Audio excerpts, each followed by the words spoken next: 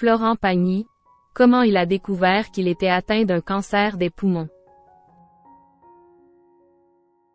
Dans son autobiographie Pagny par Florent, à paraître mercredi 5 avril, Florent Pagny se livre sur sa vie, ses échecs et ses réussites et revient sur son combat contre le cancer.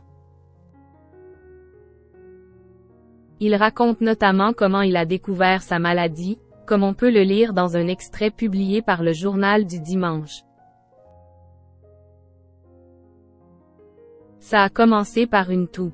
Il y a un peu plus d'un an maintenant, en janvier 2022, Florent Pagny a découvert qu'il était atteint d'un cancer des poumons. Cancer contre lequel il se bat depuis. Dans son autobiographie intitulée Pagny par Florent, coécrite avec Emmanuel Cosso, dont la sortie est prévue mercredi 5 avril 2023. Il a décidé de raconter son combat, à commencer par la découverte de sa maladie, comme on peut le lire dans l'édition du 2 avril 2023 du Journal du Dimanche, qui publie un extrait du livre de Florent Pagny. La toux n'est d'abord pas méchante. Intermittente, elle ne me pose pas de problème, écrit-il.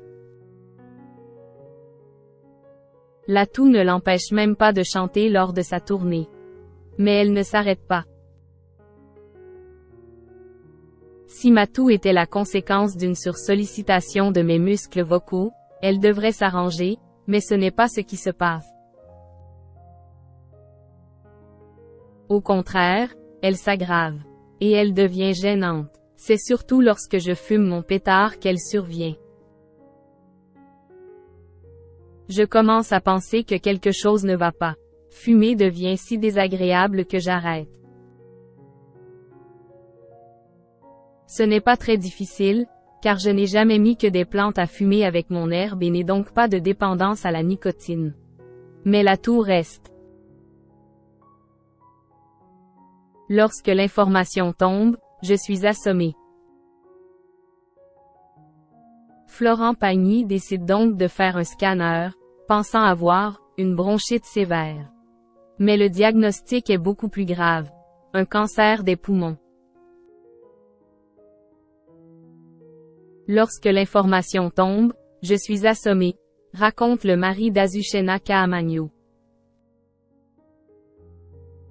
Je me prends une claque qui me fout en l'air avant de me plaquer au sol, la gorge si serrée que j'ai du mal à respirer. La terre s'effondre. Qu'est-ce qui m'arrive? Tous les clichés liés au cancer dansent en ronde dans ma tête. Je pense, je suis mort. Heureusement Azou est là pour me relever et me rappeler que nous n'en sommes pas là. Et la femme du chanteur a raison d'être optimiste. Le lendemain, les nouvelles sont rassurantes.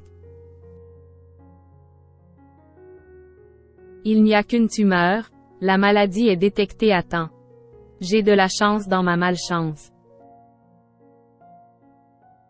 On m'explique le programme et le fait que je dois encore attendre des résultats d'analyse qui donneront toutes les informations utiles pour décider du protocole.